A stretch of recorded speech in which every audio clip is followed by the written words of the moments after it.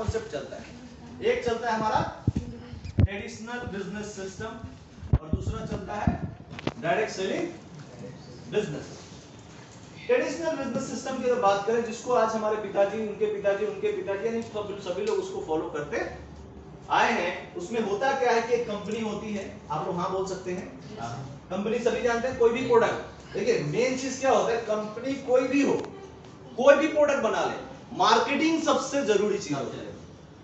कितना भी बड़ा प्रोडक्ट कंपनी बनाए, कितना क्वांटिटी में बनाए, मतलब इससे नहीं होता है, अगर उसका मार्केटिंग नहीं हो, उसका सेल नहीं हो रहा है, तो कंपनी का वो प्रोडक्ट बेकार है। यस, समझ है मेरी बात से? तो कंपनी मान के चलिए कोई कंपनी प्रोडक्ट बनाती है और उसको खरीदता कौन है?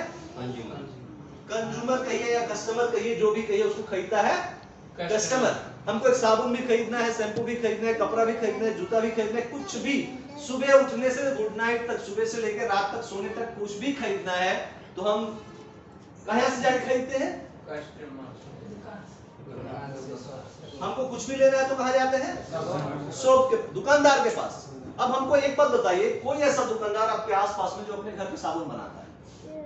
बनाता है? वो भी कहीं ना कहीं से खरीद के लाता है, तो हमको बेचता है, तो वो कहां से खरीद के लाता है?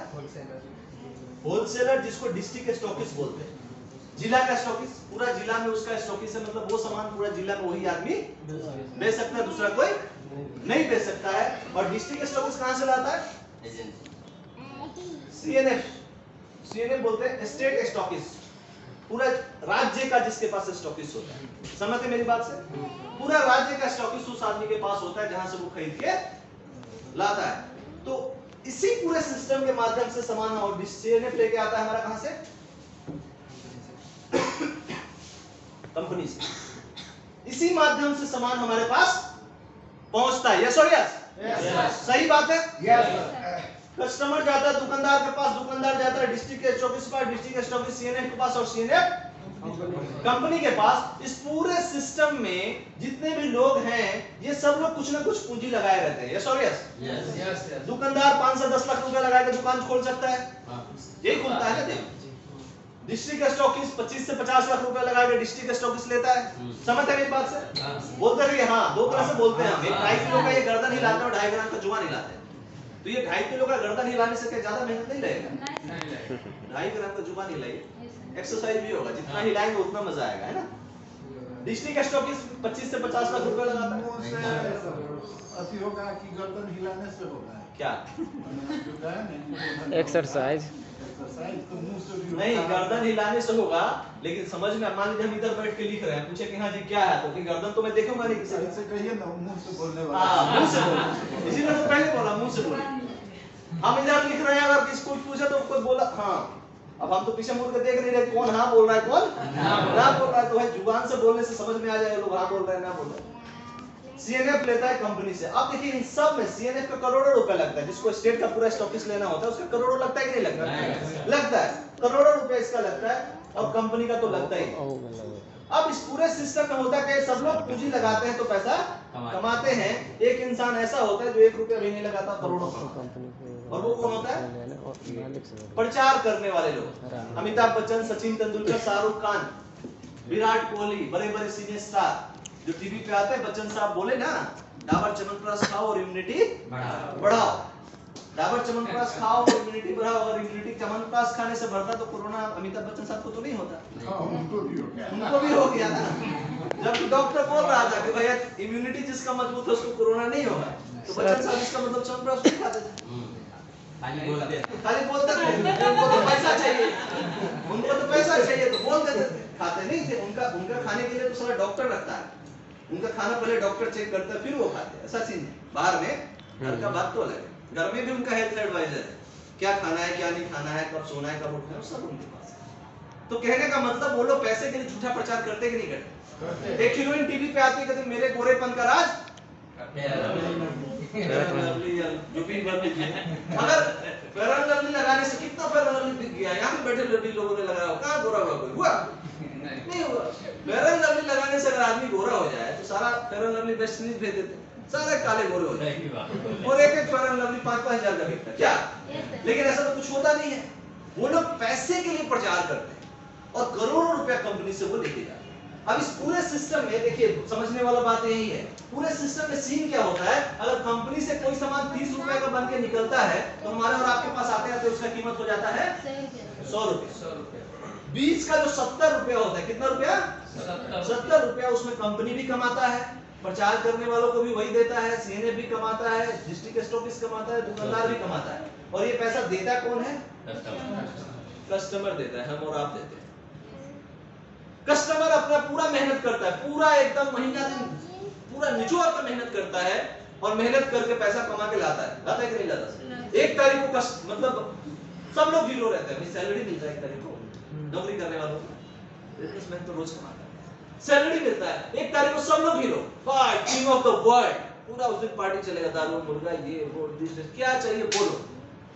और 20-25 जाते जाते क्या होता है, भाई से 500 रुपए दीजिए होता नहीं हो। और ये सब पैसा कमा के हम लोग देते किसको है? दुकानदार को। इन सब का झोली हमारे पैसे से भरता है भाई साहब, इन सब का घर, इन सब का पेट हमारे पैसे से चल रहा है।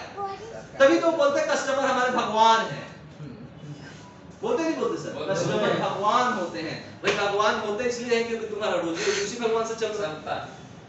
अब पूरे सिस्टम में 70 रुपया ये सब लोग कमाते हैं, हमसे और आपसे कमाते हैं। कोई रास्ता है ये पैसा वापस लाने का?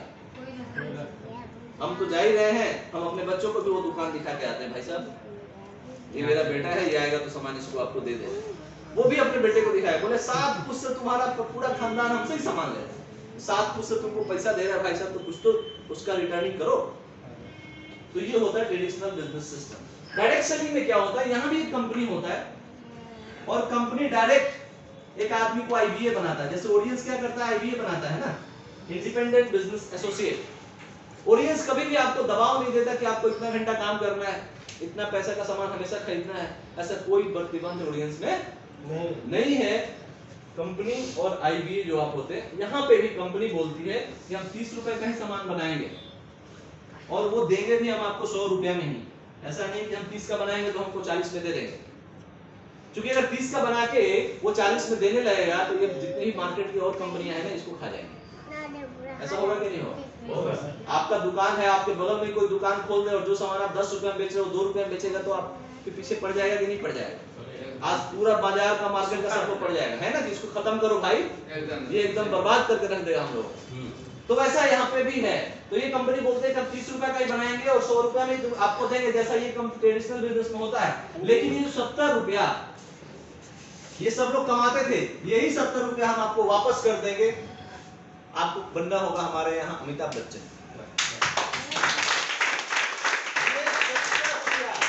अब देखिए, दुकानदार इसी 70 रुपया में से कुछ परसेंटेज कमा के अमीर होता था कि नहीं हो जाता? एक डिस्ट्रिक्ट स्टॉकिस्ट इसी 70 रुपया में से कुछ परसेंटेज कमा के अमीर हो जाता है।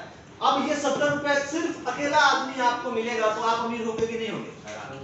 क्या करना है? अमिताभ बच्चन बनना है। मैं पीछे कुछ टाइम बेतिया बिहार में एक जगह वहां मीटिंग दे रहा था, तो एक आदमी पूछा, सर सब बढ़िया है लेकिन हमको शर्म लगता है। सर होता नहीं होता, लोगों को बताने में किसी को शर्म लगता है कि नहीं? किसी को, बहुत सारे लोगों को शर्म लगता है। बोला मुझे शर्म लगता है। मैं बोला एक बात बताइए, अमिताभ बच्चन से ज्यादा पैसा है आपके पास? बोला नहीं। अमिताभ बच्चन से ज्यादा नेम फेम? बोला नहीं। अच्छा एक बात बताइए, इस हॉल में बैठे लोग, अमिताभ बच्चन अगर जनकपुर में आने का अनाउंसमेंट कर देंगे मैं 25 तारीख को आ रहा हूं, तो पूरा प्रशासन उसके स्वागत में लग जाएगा कि नहीं लग जाएगा? पूरा प्रशासन कहाँ उतारना है, कहाँ बैठाना है, पूरा सिक्योरिटी का इंतजाम। मतलब कहने का मतलब हम लोग जितने भी लोग यहाँ पे हैं, हम सबसे ज्यादा पावर और पैसा अमिताभ बच्चन के साथ पास है आज के डेट में। यस है कि नहीं है? और अमिताभ बच्चन को टीवी पे आके साड़ी पहन के डांस करने में और गाना गाने में शर्म नहीं लगता है। हमारे अंगने में तुम्हारा क्या काम है, तो हमको बताने में शर्म लगना चाहिए। और यही शर्म अपने लाइफ में सक्सेस नहीं हो पाता। कोई भी काम हम करते हैं, करना तो चाहते हैं, मन से तो अंदर से आवाज आता है बेटा करना ही है। अभी आप मीटिंग में बैठे हैं, आपको दिन में आवाज करना है, अब हमको भी कुछ करना है, जिंदगी में कुछ बड़ा करना है, एक्सरसाइज भी करना है, सेहत भी करना है। जानते सभी हैं, करते कोई नहीं। सभी जानते हैं कि एक्सरसाइज करने से मेरा सेहत बढ़ेगा, लेकिन मैं कल से और साला ये कल आएगा, ये कल कभी आता ही नहीं। जो स्टूडेंट है बोलता है अच्छा अभी तक मार्क्स कम आया इस बार, अब मैं पढ़ूंगा, आज तो खूब सो लेता हूँ क्योंकि थक गया हूँ, कल से मैं पढ़ूंगा। अब कल वो साला कभी आता ही नहीं है। 100% ये बात सही है। आता है सर? नहीं आता। फिर कल होता है, वो आज तो पैर कल से करें। तो ये कल कभी नहीं आता है, मतलब आपके अंदर वो शर्म वाला भावना है। आज से करेंगे, अभी से करेंगे। समझ रहे मेरी बात को? ये आदत अगर आपने अपने अंदर डेवलप कर लिया ना, तो ये शर्म करने वाला आदत जिन लोगों ने छोड़ा, आज तो दुनिया में राज कर रहे हैं भाई साहब। टाटा कंपनी जानते हैं ना, इंडिया कंपनी। टाटा ट्रक बनाती कि नहीं बनाती? लेकिन उसको नमक बेचने में शर्म नहीं लगता है। बाटा को जूता बेचने में शर्म नहीं लगता है। लगता है क्या? नहीं लगता है भाई साहब। जूता बेच के बाटा इतनी बड़ी कंपनी हो गई। टाटा नमक बेच के होता, मैं तो साला एम्पायर हूं, इतना बड़ा कंपनी नमक बनाने जाऊंगा। सेरागंजी वाला इतना बड़ा हो गया। टाटा जानता है कि टाटा का ट्रक सब लोग नहीं खरीद सकता, लेकिन नमक तो सब खरीद सकता है। तो टाटा ने नमक बनाया। समझ रहे बात को? कहने का मतलब नेटवर्क, लोगों के पास ज्यादा से ज्यादा पहुंचना, और शर्म छोड़ देंगे आप, जिंदगी में बहुत आगे करेंगे। तो ये पहला क्वेश्चन का आंसर मिला कि नहीं मिला? What is direct selling? समझ गए बात? ये डायरेक्ट सेलिंग है। डायरेक्ट सेलिंग में क्या होता है? अगर आप ओरिएंट बिजनेस को डायरेक्ट सेलिंग में करना चाहते हैं तो डायरेक्ट कंपनी से सामान आपको मिलेगा। 20 का 70% मैंने यहाँ लिखा है। ओरिएंट बिजनेस आपको 74% देते हैं, 74%, 4% ज्यादा। तो ये क्लियर हो गया what is direct selling. Direct selling क्या है? तो डायरेक्ट सेलिंग कस्टमर, कंपनी से कंज्यूमर तक का प्रोडक्ट आने का एक माध्यम है, जिसमें हमारा ही पैसा, जो बहुत सारे लोग कमा लेते थे, जो हमसे कमाते थे, वही पैसा हमें वापस रिटर्न मिल जाता है। काम क्या करना होता है? तो हमें अमिताभ बच्चन बनना पड़ता है। सिंपल सा बात। दूसरा और सबसे महत्वपूर्ण क्वेश्चन, व्हाई डायरेक्ट सेलिंग? अभी तक तो आप लोगों ने जाना ओरिएंट बिजनेस क्या है, ओरिएंट का प्लान क्या है, डायरेक्ट सेलिंग क्या है। अब आपका सबसे स्ट्रॉन्ग ये काम हमें क्यों करना चाहिए? सर जरूरी है ना जानना। अब जिसने भी आपको यहाँ पे बुलाया आप लोगों को, उसने तो बताया मीटिंग है, लेकिन जानना ये जरूरी है कि ये काम हमको क्यों करना चाहिए। पूरी दुनिया में दो तरह से लोग इनकम करते हैं। पहला इनकम करते हैं एक्टिव इनकम, और दूसरा इनकम करते हैं पैसिव इनकम।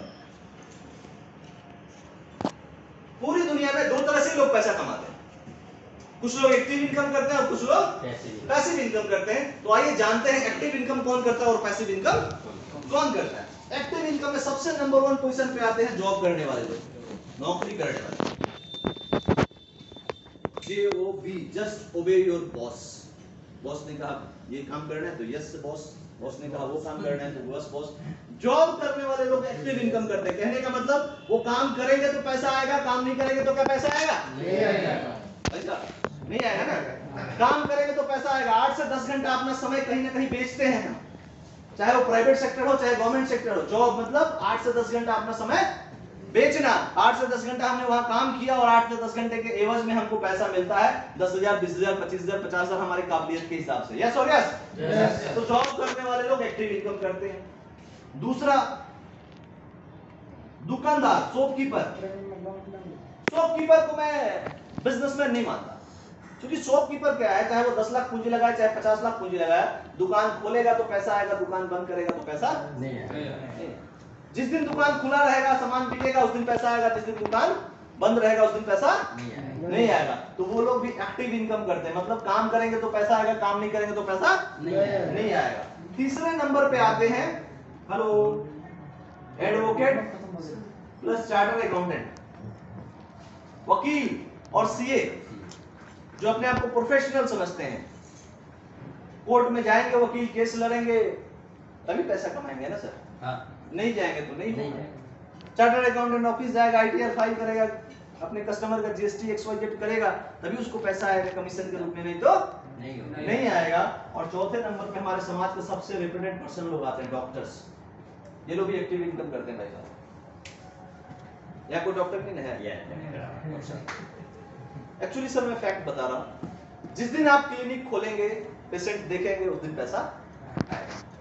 नहीं क्लिनिक खुलेगा पेशेंट नहीं देखेंगे तो पैसा नहीं आएगा। ये बात 100% सही है, इसको मुकारा नहीं जाता। मतलब मान के बहुत बड़ा सर्जन है सर, उसको उसका हाथ इतना बढ़िया है कि ऑपरेशन कोई भी उसका अनसक्सेसफुल नहीं होता, सक्सेसफुल होता है। और भगवान ने अगर उसका हाथ कट जाए दोनों तो क्या उसके जगह पे उसकी पत्नी ऑपरेशन करके देगी? उसका बच्चा देगा? कहने का मतलब वो एक्टिव रहेगा जब तक उसका हाथ पैर के साथ, तब तक वो पैसा कमाएगा। हाथ पैर के साथ एक्टिव नहीं रहेगा तो पैसा नहीं कमाएगा। सिंपल सा।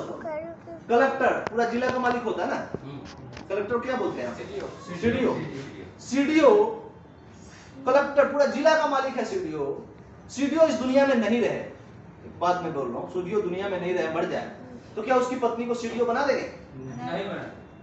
क्या बच्चे को बना देंगे? नहीं बनाएंगे। कहने का मतलब ये जॉब करने वाले लोग, शॉपकीपर, एडवोकेट या चार्टर्ड अकाउंटेंट या डॉक्टर्स, मैं ये नहीं कह रहा हूँ ये प्रोफेशन गलत है, सभी प्रोफेशन अच्छा है, लेकिन ये सब लोग एक्टिव इनकम करते हैं। मतलब काम करेंगे तो पैसा आएगा, काम नहीं करेंगे तो पैसा नहीं आएगा। और पूरी दुनिया में भाई साहब आप लोग अकेले नहीं है, 95% लोग एक्टिव इनकम करते हैं, 95%।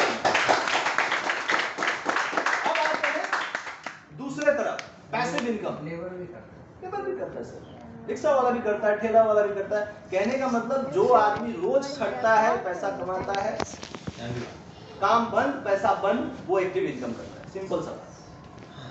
दूसरा तरफ आता है पैसिव इनकम। पैसिव इनकम कौन करता है? पैसिव इनकम करता है बिजनेसमैन। अब एक चीज यहाँ पे आप देखिए, मैं एक छोटा सा उदाहरण दे रहा हूँ। इसमें से कोई भी आदमी कहीं भी काम कर रहा है तो मान के चलिए, सॉरी यहाँ बिजनेसमैन भी आता है, बिजनेसमैन, बड़े बड़े बिजनेसमैन जिनके पास अरबों रुपया है, जैसे मुकेश अंबानी,